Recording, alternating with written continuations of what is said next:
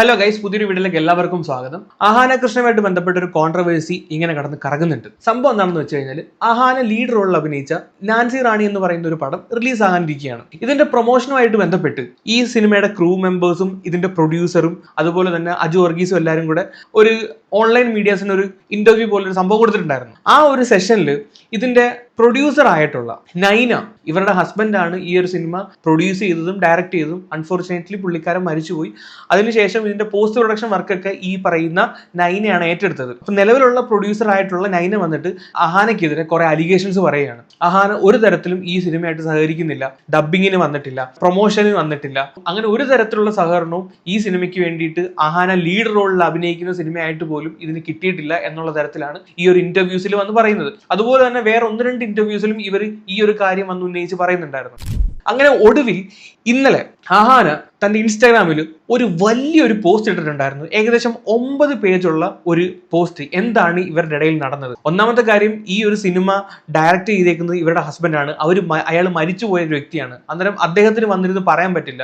അഹാനയുടെ വശങ്ങൾ മാത്രമേ നമുക്ക് കേൾക്കാൻ പറ്റൂ. എന്താണെങ്കിലും അഹാനയ്ക്ക് ഇതിനകത്ത് എന്താണ് പറയാനുള്ളത്? ഈ പറയുന്ന ഇപ്പോഴത്തെ പ്രൊഡ്യൂസർ ആയിട്ടുള്ള നൈന എന്താണ് അഹാനെ പറ്റിയൊക്കെ പറഞ്ഞാൽ നമുക്ക് ആദ്യം ഒന്ന് കാണാം. എന്താണെങ്കിലും മാക്സിമം ചുരുക്കി പറഞ്ഞ് ശ്രദ്ധിക്കാം. ഇതൊരു 1.5 മണിക്കൂറുള്ള സിനിമയാക്കാൻ എനിക്ക് ഒരു തരത്തിലുള്ള ആഗ്രഹവുമില്ല ഗൈസ്. സോ അപ്പൊ നമുക്ക് വീഡിയോയിലോട്ട് പോവാം. നാൻസി റാണി എന്ന സിനിമ റിലീസ് ആകുമ്പോൾ അതിന്റെ പ്രൊമോഷന് വരണം എന്നുള്ള എഗ്രിമെന്റ് ഒന്നും അഹാനായിട്ട് ഉണ്ടായിരുന്നില്ലേ എന്നുള്ള കാര്യമാണ് ഞാൻ ചോദിച്ചത്. നോർമലി നമ്മൾ എല്ലാവരും എഗ്രിമെന്റ്സും കാര്യങ്ങളും ചെയ്യുന്നതാണല്ലോ. തീർച്ചയായിട്ടും ഉണ്ടായിരുന്നിരിക്കാൻ. മേ ബി എന്താണ് റീസൺ എന്ന് എക്സാക്ട്ലി എനിക്കും അറിയത്തില്ല.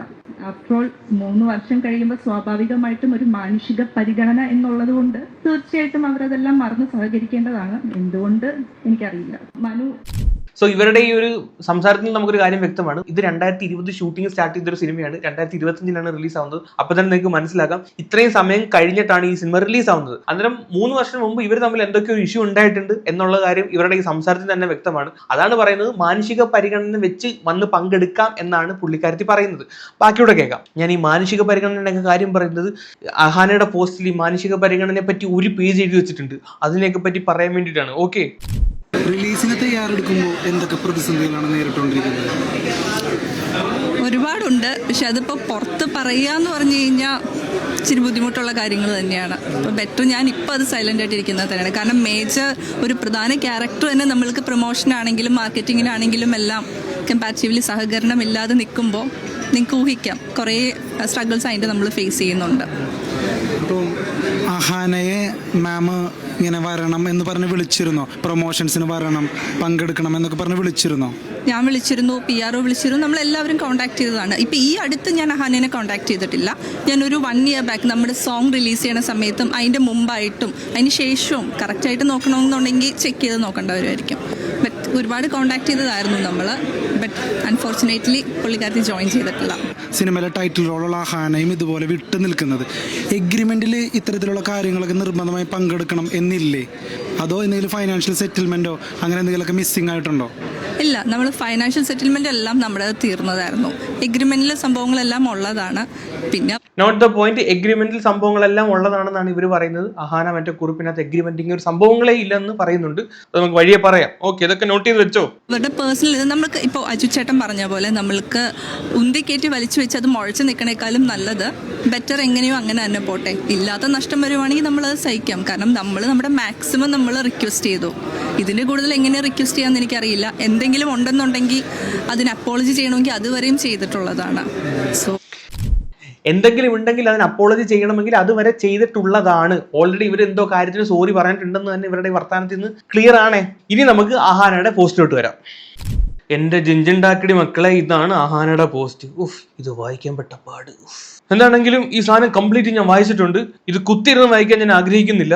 ഞാനൊന്ന് സമ്മറൈസ് ചെയ്ത് പറയാം. ഒരു പാരഗ്രാഫായിട്ട് വിശദമായി സമ്മറൈസ് ചെയ്ത് പറയാം. ഓക്കെ, പുള്ളിക്കാരത്തി ഈ ഒരു പോസ്റ്റ് പറഞ്ഞു തുടങ്ങുന്നത് തന്നെ ഇത്രയും നാള് എന്തുകൊണ്ട് മൗനം പാലിച്ചു, അതിന്റെ റീസൺ പല കാര്യങ്ങളും പറഞ്ഞു തുടങ്ങിക്കഴിഞ്ഞാൽ ഈ പറയുന്ന ഡയറക്ടർ ആയിട്ടുള്ള മനു, അൺഫോർച്ചുനേറ്റ്ലി പുള്ളിക്കാരൻ മരിച്ചുപോയി, അദ്ദേഹത്തെ പറ്റിയും അദ്ദേഹത്തിന്റെ വൈഫായിട്ടുള്ള ഈ പറയുന്ന പ്രൊഡ്യൂസർ നൈനയെ പറ്റിയും അത്ര സുഖകരമല്ലാത്ത കുറെ കാര്യങ്ങൾ പറയേണ്ടി വരും. അതുകൊണ്ടാണ് പുള്ളിക്കാരത്തി ഇത്രയും നാൾ മിണ്ടാതിരുന്നത് എന്ന് പറഞ്ഞിട്ടാണ് ഈ ഒരു കുറിപ്പ് തന്നെ സ്റ്റാർട്ട് ചെയ്യുന്നത്.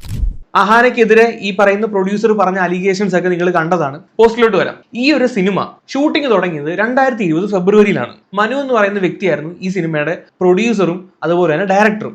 ഇദ്ദേഹത്തിന് മറ്റ് സിനിമകളൊന്നും എടുത്തു ശീലമൊന്നുമില്ല, ഇൻഎക്സ്പീരിയൻസ്ഡ് ആയിട്ടുള്ള ഒരു ഡയറക്ടർ ആയിരുന്നു. അതിന്റെയൊക്കെ പോരായ്മ അവിടെ കാണാനുണ്ട്. അതുകൊണ്ട് തന്നെ അഹാന ഉൾപ്പെടെയുള്ള ബാക്കി പല ആൾക്കാരും ഈ ഡയറക്ടർ മനുവിന്റെ അടുത്ത് പറഞ്ഞിട്ടുണ്ടായിരുന്നു കാര്യങ്ങളൊക്കെ അറിയാവുന്ന ഒരു അസിസ്റ്റന്റ് ഡയറക്ടറെ നിയമിക്കൂ എന്ന്. പക്ഷെ പുള്ളിക്കാരൻ അതിന് തയ്യാറായില്ല. അത് കഴിഞ്ഞ് ഈ സിനിമയുടെ പോസ്റ്റർ റിലീസ് സമയത്ത് അഹാന പേഴ്സണലി റിക്വസ്റ്റ് ചെയ്തിട്ടാണ് മലയാള സിനിമയിലെ 2 ടോപ്പ് സ്റ്റാർസ് വന്നിട്ടാണ് ഈ ഒരു സിനിമയുടെ പോസ്റ്റർ റിലീസ് ചെയ്യുന്നത്. അതും അഹാന പറഞ്ഞിട്ട് എന്നാണ് പുള്ളിക്കാരത്തി പറയുന്നത്. പുള്ളിക്കാരത്തി അത് ചെയ്തതുകൊണ്ട് ഇങ്ങനെയുള്ള ഒരു സിനിമ, ഇങ്ങനൊരു പ്രോജക്ട് നടക്കുന്നത് 4 പേര് അറിഞ്ഞു എന്നാണ് പുള്ളിക്കാരത്തി പറഞ്ഞു വെക്കുന്നത്. സത്യം പറഞ്ഞാൽ ഈ ഒരു സിനിമ നമ്മളൊക്കെ അറിഞ്ഞത് ഇങ്ങനെ ഒരു കോൺട്രവേഴ്സി വന്നതിന്റെ പേരിലാണ്. ഞാനൊന്നും ഇതിനു മുമ്പ് കേട്ടിട്ടേ ഉണ്ടായിരുന്നില്ല ഇങ്ങനൊരു പടം ഉണ്ടെന്ന്. പിന്നീട് ഈ ഷൂട്ടിംഗ് തുടങ്ങിയ സമയത്ത് ഈ മനുവിനോടൊപ്പം നല്ല രീതിയിൽ സഹകരിച്ച് ഈ പ്രോജക്റ്റ് മുന്നോട്ട് കൊണ്ടുപോകാൻ അഹാന ശ്രമിച്ചു. പക്ഷേ ഈ ഷൂട്ടിംഗ് തുടരും തോറും ഇത് ഭയങ്കര ഇടങ്ങേറായിട്ട് വന്നുകൊണ്ടിരിക്കുവായിരുന്നു. കാര്യം ഇങ്ങേർക്ക് എക്സ്പീരിയൻസ് ഇല്ല, ഇങ്ങനെ കാര്യങ്ങളെ കോർഡിനേറ്റ് ചെയ്യാൻ അറിയത്തില്ല. ഇതൊക്കെയായിരുന്നു പ്രശ്നം. മൊത്തത്തിൽ ഒരു ജഗബോഗയായിരുന്നു ഇതാ പറഞ്ഞു വരുന്നത്. ഇനി മനുവിന്റെ ഇഷ്യൂസിനെ പറ്റിയാണ് അഹാന പറയുന്നത്. അതും അക്ക വിട്ട് പുള്ളിക്കാരത്തി പറയുന്നുണ്ട്. ഒന്നാമത്തെ ഇഷ്യൂ എന്താണെന്ന് വെച്ച് കഴിഞ്ഞാൽ പുള്ളിക്കാരൻ പലപ്പോഴും വെള്ളമടിച്ചിട്ടാണ് സെറ്റ് വന്നുകൊണ്ടിരുന്നത്. അതുപോലെ തന്നെ ഈ അസിസ്റ്റന്റ് ഡയറക്ടർമാരോടൊപ്പം ക്യാരവാനിൽ പോയിരുന്ന് വെള്ളമടിക്കും. എന്നിട്ട് തോന്നുമ്പോഴാണ് ഷൂട്ടിങ്ങിന് വരുന്നത്. ഈ ബാക്കിയുള്ള ടെക്നീഷ്യൻസും ആർട്ടിസ്റ്റുകളും അഹാന ഉൾപ്പെടെയുള്ള ആളുകൾ ഇവർ വരാൻ വേണ്ടി വെയിറ്റ് ചെയ്ത് പലപ്പോഴും ഇരുന്നിട്ടുണ്ട്. ഇവർക്ക് തോന്നുമ്പോഴാരും വരുന്നത്, തോന്നുമ്പോൾ പോകും. അതാണ് പരിപാടി. ഇങ്ങനെയാണോ ഡയറക്ടർ, ഇങ്ങനെ വന്നാലേ ഷൂട്ടിംഗ് തുടങ്ങാൻ പറ്റത്തുള്ളൂ. അങ്ങനെ ഷൂട്ടിങ്ങിന് തുടങ്ങാൻ വേണ്ടിയിട്ട് അഹാന ഇങ്ങേർക്ക് അയച്ച വാട്സാപ്പ് മെസ്സേജ് വരെ പുള്ളിക്കാരൻ കയ്യിൽ ഇപ്പോഴും തെളിവായിട്ടുണ്ട് എന്നാണ് അഹാന പറഞ്ഞു വെക്കുന്നത്. 2020 ഫെബ്രുവരി തുടങ്ങിയ സിനിമ 2021 ഡിസംബർ ആയിട്ടും ഇത് തീർന്നിട്ടില്ല. ഇത് തീർക്കാൻ മനുവിന് യാതൊരു ഉദ്ദേശവും ഇല്ല. പുള്ളിക്കാരൻ എന്താ ചെയ്യേണ്ടതെന്ന് അറിയത്തില്ല. നേരത്തെ പറഞ്ഞ പോലെ ഇതിനൊരു പ്രോപ്പർ സ്കെഡ്യൂൾ ഇല്ല. ഈ പറയുന്ന ഡയറക്ടറിന് തോന്നുമ്പോഴാണ് ഷൂട്ടിംഗ് സ്റ്റാർട്ട് ചെയ്യുന്നത്, തോന്നുമ്പോൾ നിർത്തിയിട്ട് പോവുക. ഇവരുടെ സമയത്തിന് ആർട്ടിസ്റ്റും ടെക്നീഷ്യനും വന്ന് പരിപാടി നടത്തിക്കോണം. ഇങ്ങനെയായിരുന്നു ഇതിന്റെ ഷൂട്ടിംഗ് നടന്നുകൊണ്ടിരുന്നത്. പ്രോപ്പറായിട്ട് കോസ്റ്റ്യൂം ഇല്ല. ഈ അസിസ്റ്റന്റ് ഡയറക്ടർമാരും ഡയറക്ടറും കൂടി ഇരുന്ന് വേണ്ടാത്ത ഗോസിപ്പുകൾ അടിച്ചിറക്കുക. ഇങ്ങനെയുള്ള പല കലാപരിപാടികളും ഇതിന്റെ സെറ്റിൽ നടന്നു എന്നാണ് അഹാന ഈ ഒരു കുറിപ്പിന് അത് പറയുന്നത്. പക്ഷേ ഇതൊന്നുമല്ല അഹാന ഈ സിനിമയുടെ പ്രൊമോഷനിൽ നിന്ന് വിട്ടു നിൽക്കാനുള്ള കാരണം. ഇനി പറയാൻ പോകുന്നതാണ് യഥാർത്ഥ കാരണം. 2021 ഡിസംബറിലാണ് ഈ സിനിമയിൽ അവസാനമായിട്ട് അഹാന അഭിനയിച്ചത്. അതിനുശേഷം അഹാനെ ഇതിന്റെ ഷൂട്ടിങ്ങിന് വേണ്ടിയിട്ട് പിന്നെ വിളിച്ചിട്ടില്ല. ഏകദേശം 1 മാസത്തിന് ശേഷം ഈ സിനിമയുടെ ഇൻസ്റ്റാഗ്രാം പേജിൽ ഒരു പോസ്റ്റ് കാണുകയാണ്. ഒരു സ്ത്രീ ഡബ്ബിംഗ് ആർട്ടിസ്റ്റിനെ തിരയുന്നു എന്നുള്ള രീതിയിലാണ് ആ ഒരു പോസ്റ്റ് കണ്ടത്. ഇത് കണ്ടപ്പോൾ തന്നെ അഹാനയ്ക്ക് സംശയം അടിച്ചു, ഇത് പുള്ളിക്കാരത്തിന്റെ വേഷത്തിന് ഡബ് ചെയ്യാൻ വേണ്ടിയിട്ടാണോ ഈ ഒരു ഡബ്ബിംഗ് ആർട്ടിസ്റ്റിനെ തിരയുന്നതെന്ന്. പുള്ളിക്കാരത്തെ ഡയറക്റ്റ് ഈ പറയുന്ന നൈനയ്ക്കും മനുവിനും മെസ്സേജ് അയച്ചു. പക്ഷെ ഒരു തരത്തിലും ഇവർ തിരിച്ച് അഹാനയ്ക്ക് റിപ്ലൈ കൊടുത്തിട്ടില്ല.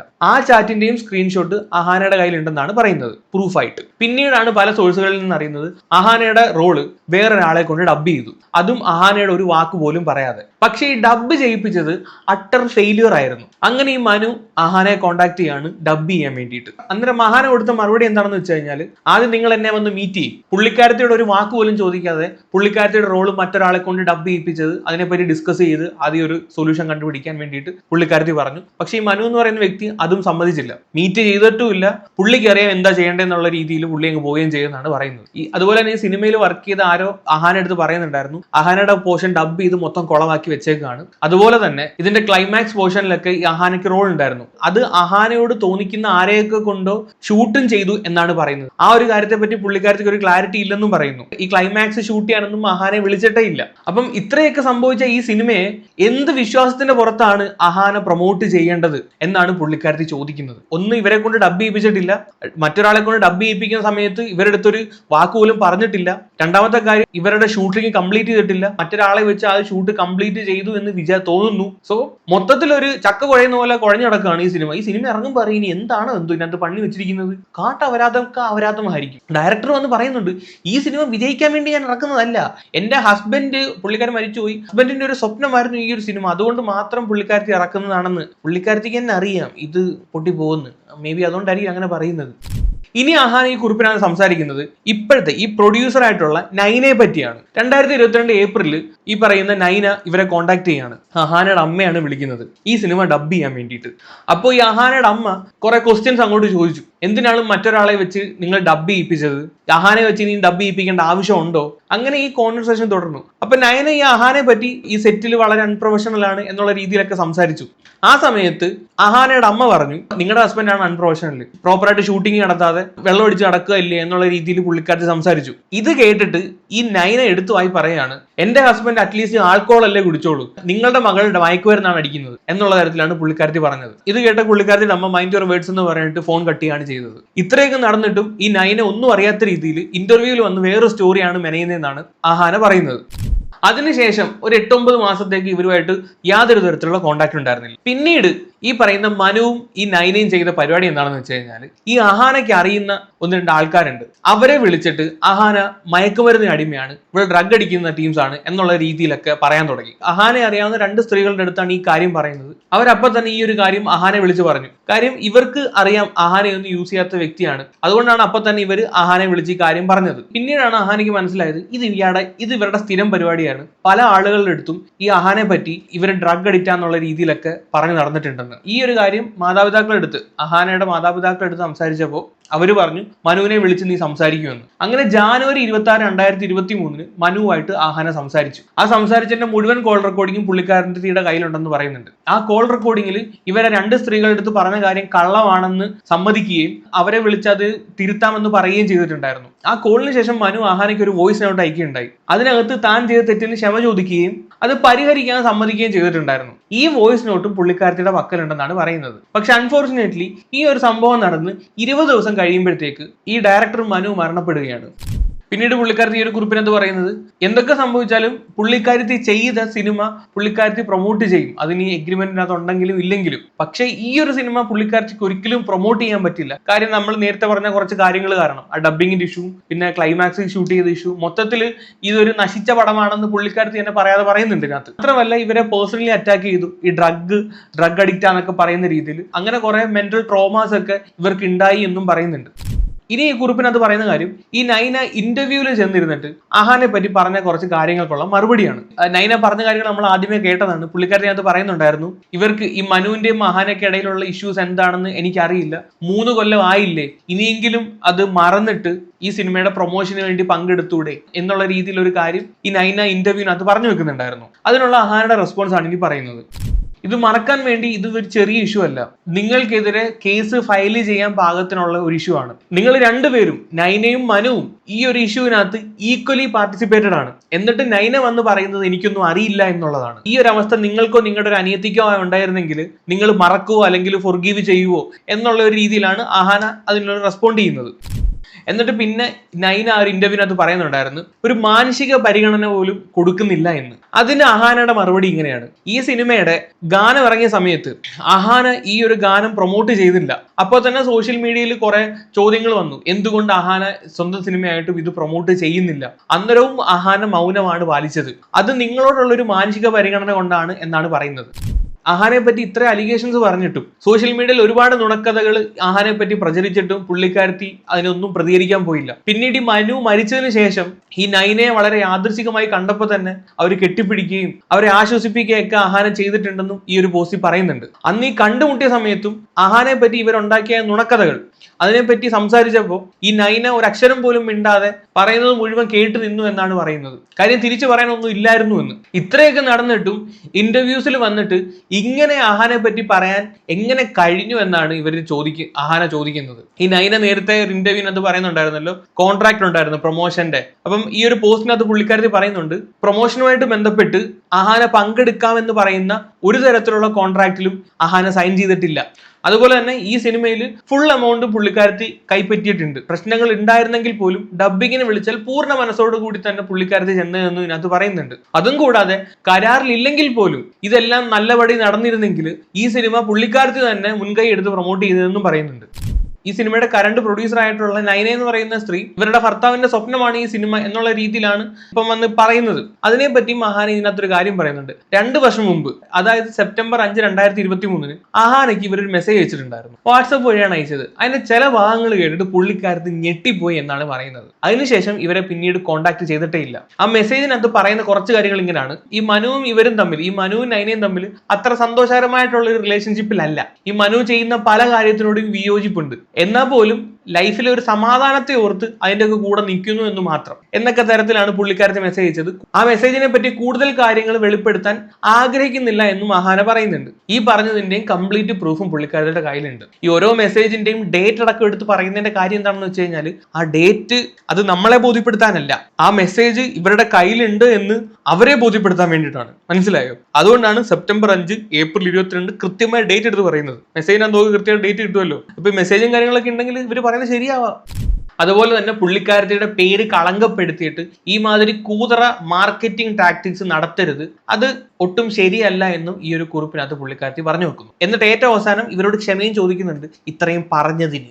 ഇതിന്റെ ലാസ്റ്റ് പേജിൽ ഒരു 4 പേരുടെ പേരോട് കൊടുത്തിട്ടുണ്ട്. മേൽപ്പറഞ്ഞ കാര്യങ്ങളോടെല്ലാം ഇവർ എഗ്രി ചെയ്യുന്നു എന്നും പറഞ്ഞാണ് Rajesh Narayana, director of photography, Basood T Baburaji, initial editor, Mridula Murali, costume designer, Akhil Raj, still photographer, Thomas Hari, assistant director. ഇവരെല്ലാം ഈ മേൽ പറഞ്ഞ അഹാന പറഞ്ഞ കാര്യങ്ങളോട് അവർ യോജിക്കുന്നു, അവരും എഗ്രി ചെയ്യുന്നു എന്നാണ് പറഞ്ഞ് വെച്ച് ഈ ഒരു പോസ്റ്റ് അവസാനിപ്പിക്കുന്നത്.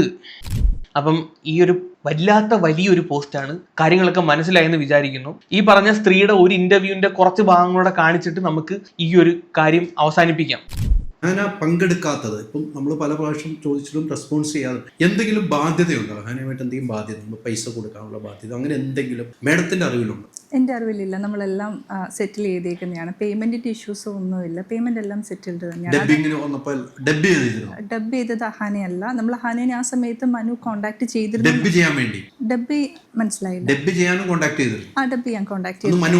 മനു ഉള്ളപ്പോഴായിരുന്നു അത്. അന്നേരം എന്താണെന്ന് എനിക്കറിയില്ല. അന്നേരം ഡബ്ബിങ്ങിന് സഹകരിച്ചില്ലായിരുന്നു. മനു ഉള്ള സമയത്ത് മനു കോണ്ടാക്ട് ചെയ്തിരുന്നു എന്നാണ് പറയുന്നത്. അഹാനയുടെ ഈ ഒരു കുറിപ്പ് വായിച്ചാൽ നമുക്ക് മനസ്സിലാവും അഹാന അങ്ങോട്ട് മെസ്സേജ് അയച്ചിട്ട് പോലും ഇവര് തിരിച്ച് റിപ്ലൈ കൊടുത്തിട്ടില്ല. അതിന്റെ പ്രൂഫൊക്കെ പുള്ളിക്കാരത്തിന്റെ കയ്യിലിരിപ്പുണ്ടെന്ന് പറയുന്നുണ്ട്. പിന്നീട് കോണ്ടാക്ട് ചെയ്തത് എപ്പോഴാണ്? ഈ ഡബ് ചെയ്ത് കൊളമാക്കി കഴിഞ്ഞപ്പോഴാണ് കോണ്ടാക്ട് ചെയ്തത്. പൈസ മൊത്തം കൊടുത്തിരുന്നു. നമ്മൾ അതിന് മുമ്പേ എല്ലാം സെറ്റിൽ ചെയ്തതായിരുന്നു. നമ്മുടെ പ്രൊഡ്യൂസർമാർക്ക് മൊത്തം പറ്റുന്നു. ഡബ്ബിങ്ങിന് അതാണ് നിർമ്മാതാക്കളുടെ സംഘടന പൈസ പിടിച്ചു വെക്കണമെന്ന് പറഞ്ഞാൽ അതാണ്. പിന്നീട് പറയുന്നത് ഡബ്ബിങ്ങിന് മുമ്പ് തന്നെ പൈസ മൊത്തം കൊടുത്തിരുന്നു എന്ന്. മേ ബി പുള്ളിക്കാരത്തിയെ കൊടുത്തങ്ങ് സെറ്റിൽ ചെയ്ത് വിട്ടതായിരിക്കാം, താങ്കളുടെ സേവനം ഇനി വേണ്ട എന്നുള്ള രീതിയിൽ. അപ്പൊ ഇങ്ങനെയൊക്കെയാണ് കാര്യങ്ങൾ. ഇപ്പൊ നമ്മൾ കേട്ടത് അഹാനയുടെ വെർഷനാണ്. പുള്ളിക്കാരത്തി പ്രൂഫ് ഉണ്ടെന്ന് പറയുന്നുണ്ട്, പക്ഷെ പ്രൂഫൊന്നും നമ്മൾ കണ്ടിട്ടില്ല. ഇനി ഈ പറയുന്ന നൈനയുടെ ഒരു വെർഷൻ ചിലപ്പം കാണുമായിരിക്കും, ചിലപ്പോൾ അവർ വരുമായിരിക്കും, ചിലപ്പം മിണ്ടാതിരിക്കും. No idea. എന്താണെങ്കിലും കഥ ഇത്രയാണ്. എനിക്കിനകത്ത് അഭിപ്രായം ഒന്നും പറയാനില്ല, ഉള്ള കാര്യം പറയാമല്ലോ. ഞാൻ ഈ കഥയൊന്നും പറയാൻ വേണ്ടി വന്നതാണ്. കഥ നിങ്ങൾക്ക് മനസ്സിലായെന്ന് വിചാരിക്കുന്നു. കൂടുതലൊന്നും എനിക്ക് പറയാനില്ല. നിങ്ങൾക്ക് എന്തെങ്കിലും അഭിപ്രായം പറയണ്ടേ താഴെ ഒന്ന് കമന്റ് ചെയ്യുക. ഞാൻ ഇനി വല്ല അഭിപ്രായം പറഞ്ഞിട്ട് വേണം എന്റെ വീട്ടിൽ പോലീസ് വരാൻ. അപ്പൊ ശരിയെങ്കിൽ tata, bye bye, good night.